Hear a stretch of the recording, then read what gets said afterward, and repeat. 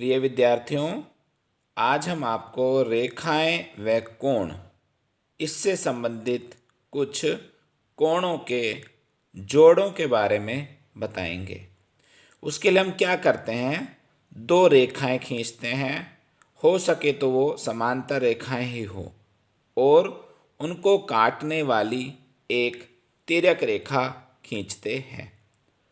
उसमें कुल मिलाकर 8 कोण बन रहे हैं, तो हम 8 कोणों के हम नाम दे देते हैं। कोण 1, 2, 3, 4, 5, 6, 7, 8।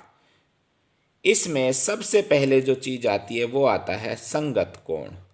अब संगत कोण क्या होते हैं तो हम देखेंगे इसके अंदर एक दिशा में बनने वाले कोण। जैसे ये देखो, कोण 2 को देखो आप, इस तरह से बन रहा है। ऐसे ही कोण 6 को देखो, यानी कि अगर हम यूं देखें, कोण 2 और कोण 6 बिल्कुल एक ही दिशा में बन रहे हैं, तो वो हमारे संगत कोण हो गए। इसी प्रकार देखो ध्यान से, कोण 1 को देखो और कोण 5 को देखो, तो ये भी संगत कोण है। ऊपर से अगर हम देखते हैं तो देखो, कोण 4 को देखो बनने का तरीका और कोण 8 के बनने का तरीका, ये भी उसी तरह का। इसी प्रकार कोण 7 के बनने का तरीका और कोण 3 के बनने का तरीका, तो ये हमारे कहलाते हैं संगत कोण। ठीक है।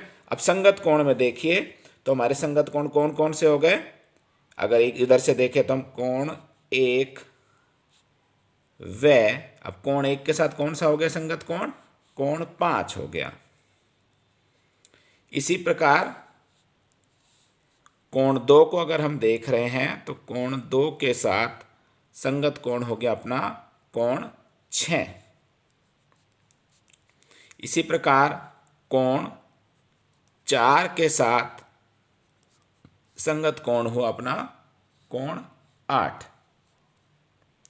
इसी प्रकार कोण 3 के साथ संगत कोण कोण 7। इस प्रकार हम देखते हैं कि संगत कोण का जो जोड़े हैं वो इस तरह से बनकर आते हैं। कोण 1 व 5, कोण 2 व 6, कोण 4 व कोण 8, कोण 3 व कोण 7। अब हम थोड़ा सा आगे चलते हैं, तो हम चलते हैं एकांतर कोण, अंत्य कोण। अब देखो एकांतर कोण होता क्या है। अगर हम या तो अंदर के कोण या बाहर के कोण को घड़ी की सुई की दिशा में या उसके विपरीत दिशा में एक वृत्त बनाते हैं, मान लो जैसे मैं ये कह रहा हूँ अंदर की तरफ हमने इसको वृत्त बनाया, ऐसे ही हमारे बाहर की तरफ का एक वृत्त है, चाहे हम इसको यूं उल्टा लें चाहे सीधा लें।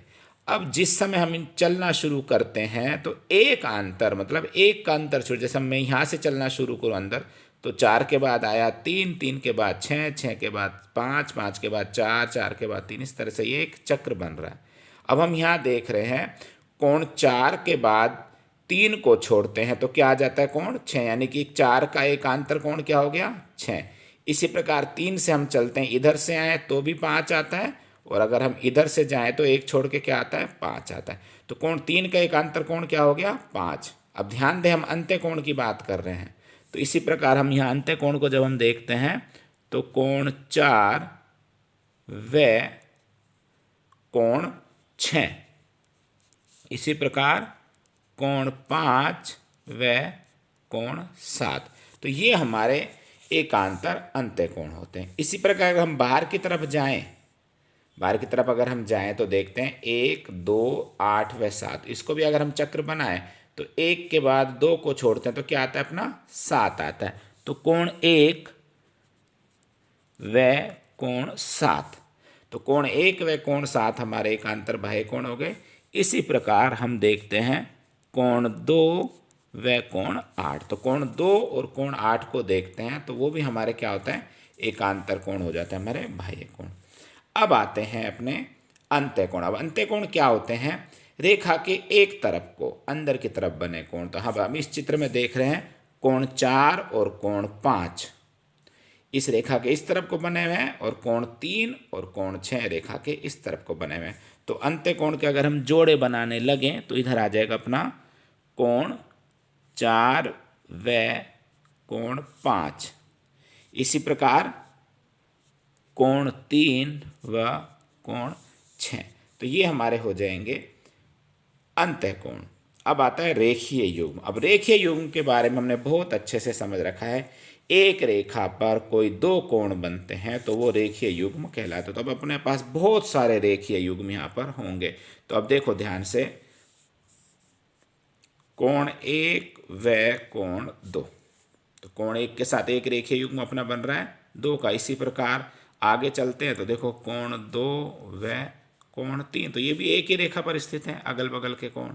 इसी प्रकार कोण 3 व कोण 4, तो ये भी अपने क्या है, रेखीय युग्म है। इसी प्रकार कोण 4 व कोण 1, तो ये देखो केवल ऊपर वाले हिस्से में अपने 4 रेखीय युग्म हो गए। इसी प्रकार अगर हम नीचे वाले हिस्से में देखें तो कोण 5 व कोण 6, ये हमारे रेखीय युग्म हो गए। इसी प्रकार हम देखें कोण 6 व कोण 7, कोण 7 व कोण 8 तथा कोण 8 व कोण 5। तो इस प्रकार हमारे रेखीय युग्म के ये जोड़े हो गए। 1 2, 2 3, 3 4, 4 1, 5 6, 6 7, 7 8 व 8 व 5। तो इस प्रकार हमारे ये रेखीय युग्म कहलाते हैं। अब आता है अंत में शीर्षाभिमुख कोण। तो शीर्षाभिमुख कोण की जैसे परिभाषा सही है कि शीर्ष अभिमुख ऐसे कोण जिनके सिरे एक दूसरे की तरफ मुंह करके होते हैं। तो हम देख रहे हैं चित्र के अंदर, कोण 1 की तरफ कोण 3 का मुंह है, कोण 2 की तरफ कोण 4 का मुंह है, कोण 5 की तरफ कोण 7 का मुंह है और कोण 6 की तरफ कोण 8 का मुंह। तो ये हमारे कहलाते हैं शीर्षाभिमुख कोण। अब शीर्षाभिमुख कोण देखो अपने कौन कौन से हुए थे, कोण 1 व कोण 3, कोण 2 व कोण 4,